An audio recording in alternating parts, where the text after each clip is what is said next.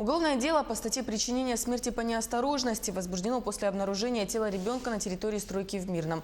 Напомню, 22 сентября на территории строящегося дома, расположенного по улице Московская города Мирный, было обнаружено тело ребенка с признаками падения с высоты.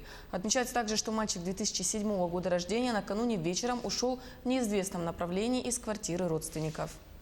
22 сентября текущего года в Мирнинский межрайонный следственный отдел поступило сообщение по факту безвестного исчезновения малолетнего 2007 года рождения, который в 19 часов 30 минут 21 сентября ушел в неизвестном направлении из квартиры родственников.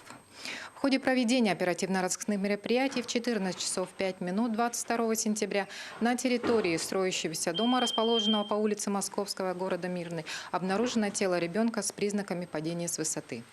В настоящее время по уголовному делу проводятся необходимые следственные мероприятия, направленные на установление всех обстоятельств произошедшего.